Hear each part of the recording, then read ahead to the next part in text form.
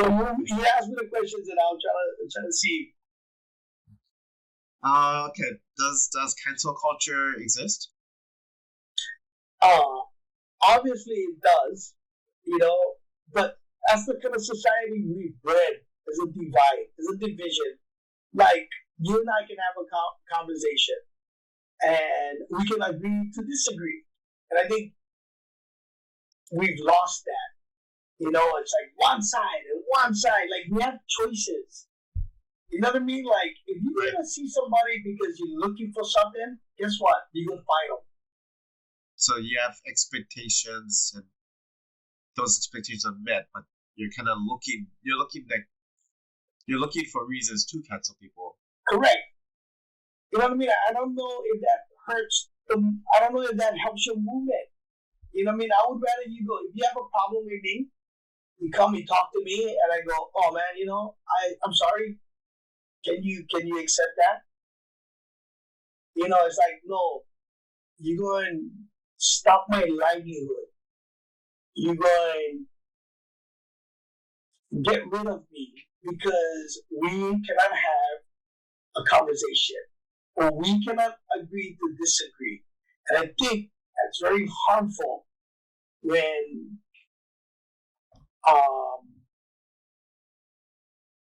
it's going to be played out. You know what I mean? Like, social media is awesome. Tons of people come on, they see you. But it's still just a clip. Like, you asked me about Dave Chappelle. I've always been a Dave Chappelle fan. I know what to expect when I go watch a Dave Chappelle show. I know he's going to be brutally honest. I know that he's going to have his own personal views, and I'm okay with that. You might not like it if you don't know him, because that's the first time you see him, or you go in thinking you're going to say something offensive. You're going to find him. You're gonna find that. I give it to a real truthful story. I think my wife to go see George Carlin just before he died. And he was writing his last special. Came to Hawaii, and he told the audience, "I'm working on new stuff. Sometimes it's not funny. Working on new stuff." And it was so offensive. My wife was like, "I want to leave." I was like, "It's George Carlin. I love George Carlin." And we laughed because I was respectful to her thoughts and her views. And you know what? She was never a fan of George Carlin, but she let me watch him. And that's agreeing to disagree. And to cancel somebody out because they have a view or a thought I think it's personally wrong. Because I think you gotta go talk to the people. You gotta go talk to the person, like go find out. When I started talking about my gay sons, I used to get attacked by the gay community. And then I realized, he's not joking. Like, why would I expose all of that to be hurtful? You know what I mean? It makes sense. Does not make sense. My job is not to educate you or trick you so that you think the same way as me. My job is to make you laugh. So I feel bad because I think if you just sat and you talked to somebody, you can learn so much and maybe get a different view. You know what I mean? Mm-hmm. And it's hard when you go in and you get guys with cameras and they're just waiting for you to make mistakes.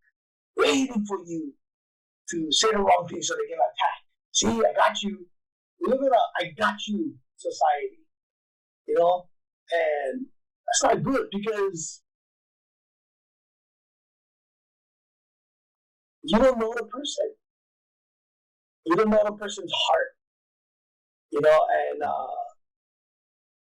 And that's the thing that people who watch comedy and appreciate comedy, and that's why Dave is where he's at. That's what he's doing. Like he sort of made a joke of being cancelled, but even despite all his backlash, he's not cancelled. He still has a Netflix special. He'll still like sell out arenas wherever he goes. Because that's who he always was. He's that guy. You know, when he decided to leave, he left. Yeah. You know, he does what he want to do, and I think, you know, every person would want that life, right? You wake up and just, I'm gonna do what I love to do. You know what I mean? And I don't care what you think. You're the one living in misery. You know, you try to let people decide. That's the beautiful thing about being in America. It's freedom of speech, right? Live in a democracy. Like, go. If that's what you support, if that's what do it, man. Work hard at it. But to like say you gotta think this way or you gotta feel this way, it's not good. What is that doing? It's dividing us. Like, sit down, talk smartly. You know, no, we gotta make it so that everybody in the media gotta know that you might have done something wrong. Stupid. That's stupid. It's gonna hurt guys like you that like try to make people laugh. Yes. As soon as you do something wrong in this improv, because I know how that works, the improv usually leads to sex. Right? When you're doing improv and you're thinking, what is the quickest joke? You make people laugh, you party, you swear, oh, I'm gonna do something to this chair. I did those things. You know, I don't see myself doing that now. I could never do that now. But like, that's how people are looking for the quick release, the quick laugh. And if you don't have humor inside, and you're an activist, and all you're thinking about is like, I gotta change the way people think, that not gonna work. So there's a divide. You know what I mean? Like, why are you gonna take away this guy's livelihood when he's been doing it all his life?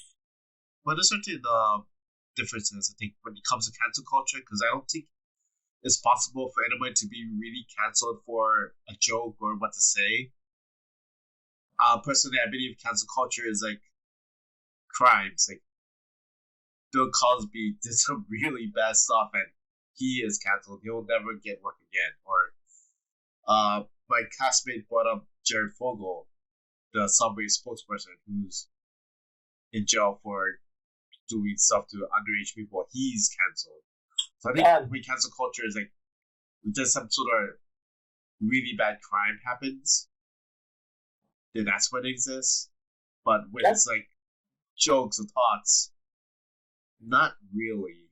At least as far as what I've seen. Yeah. Like, I appreciate that. And that's where it gets crazy because, you know, as a comic, you want to explore that. You know what I mean? Like, I'm 53. The way I'm writing comedy now is not like how I did 20 years ago. You know what I mean? Like, society is changing. I grew up public housing. My grandparents grew up in a plantation. Like, guess how they communicated? Food and laughter. That's why we can laugh at those ethnic jokes.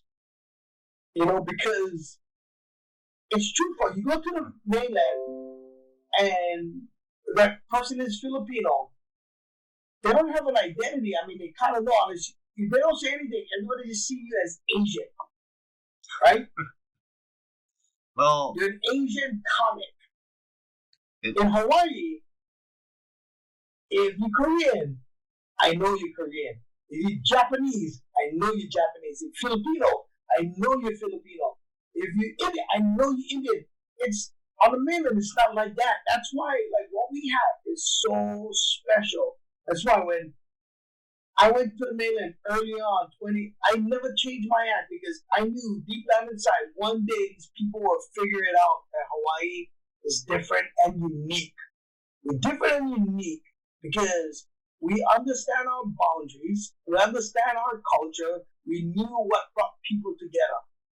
See, and speaking pidgin, now it's more of a, if you see a guy doing pidgin, it's more of an act. For me, I grew up listening to my dad talk that way. It's part of my culture. It's more genuine. Correct. Because we talk, grandparents, kids talk that way. The University of Hawaii made it into yeah, it's a class, right? Class. Yeah, I speak at the class all the time. But the last time I spoke about pigeon to the University of Hawaii, I said it's dying. Because our grandparents are dying, our parents are dying, and our children are in the internet. So all you see is the hey, bro, It's a stereotype. Correct. And it's not already something that's genuine. You know what I mean? And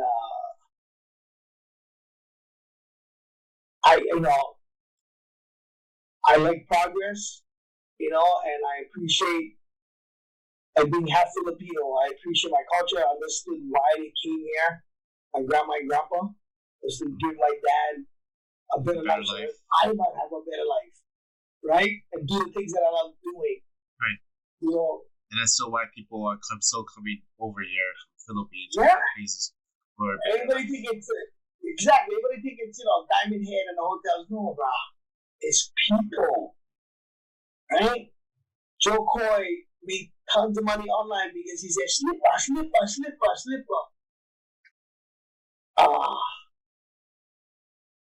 We've lived with an Angela Johnson joke because we really knew the Vietnamese guys that were doing the nails. You know what I mean? Yeah. Yeah, bro. So it's cool. It's on a national level. Wow, right on. But it gets us excited because there's a side of us that go, wow, we're at the next level.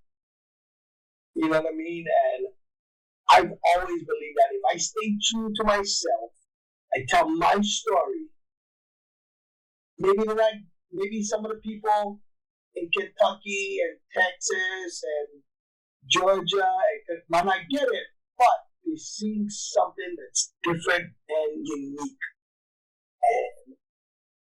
And we always sell Aloha or Hawaii Special. Yeah, but very selective. You know what I mean? I believe anybody that does wrong in Hawaii, they go out and really represent the culture. We should embrace that because that's who we are, bro. You know what I mean? We sit around, we eat, talk story, we tell funny stories. That's what I did. I told funny stories.